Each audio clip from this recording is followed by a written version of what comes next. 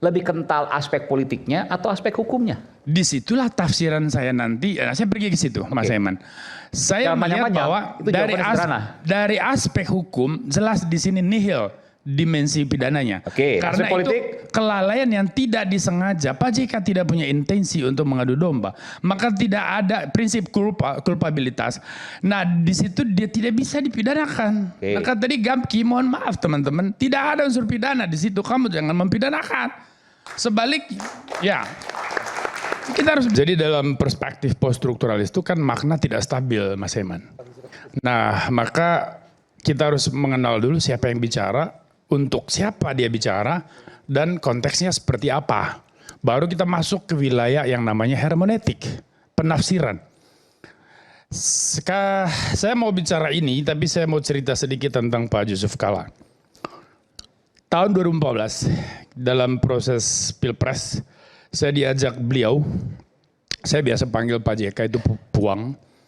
Puang ngajak saya coba temenin ke luar Jakarta, kita naik jet pribadi beliau, duduk dengan beberapa teman.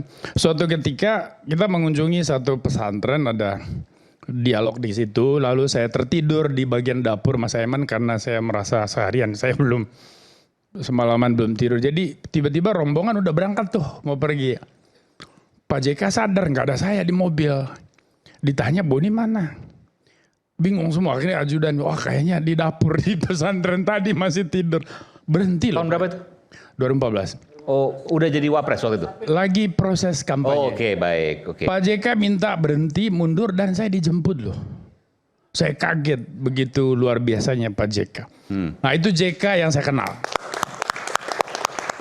Pak JK yang saya kenal dan sebagainya. Padahal ketika saya siapa masuk dulu Boni gitu kan? Udah terkenal, sering jadi narsum kok dulu. Iya. Dia dari mana kok? Aduh ketiduran nih Puang di belakang. Ya udah, singkat cerita, karena saya mengenal Pak JK, lalu saya pergi ke video ini dan saya kemudian berupaya memahami.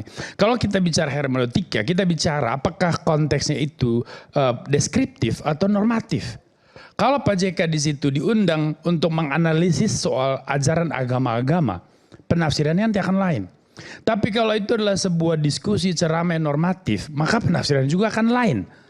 Dalam konteks itulah saya mengerti problem sesungguhnya adalah semantik, persoalan semantik aja. Pilihan kata, diksi lah kalau tadi bilangnya. Itu ya diksi, semantik dan juga mungkin disebabkan oleh krisis informasi. Nah maka secara hukum ini masuk kategori kelalaian yang tidak disengaja. Artinya maknanya beda, Anda yakin itu? Nah ntar dulu Mas Yaman, artinya tidak ada unsur pidana di dalamnya. Itu pertama. Bukan pidana belakangan, tidak ada unsur penistaan menurut Anda?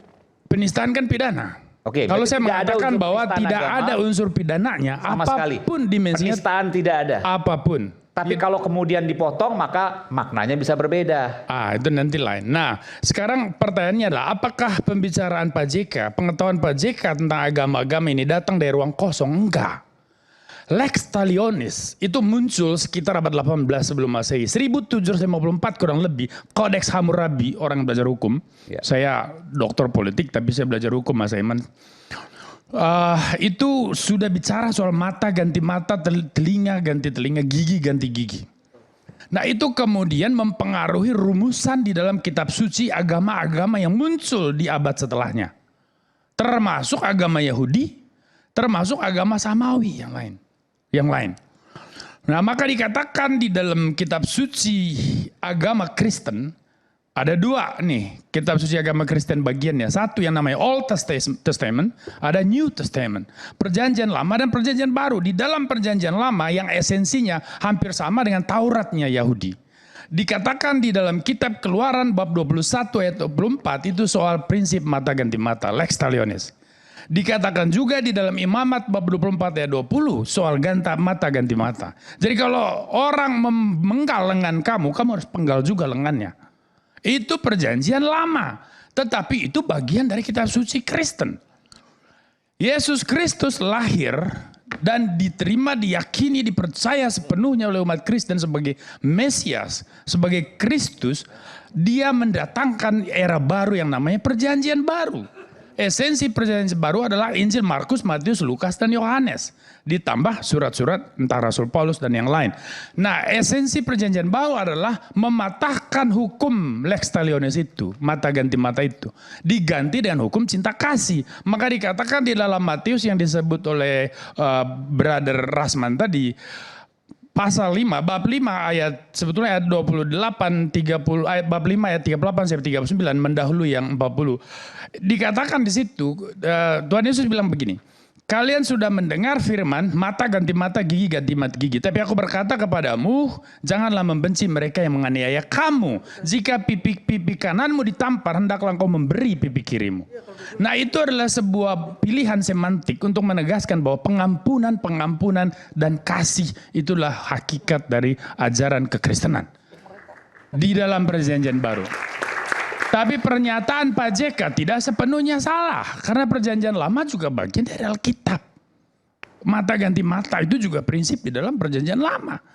Nah, sekarang kita mau menafsir dari aspek mana lagi? Dari perspektif dekonstruktif misalnya.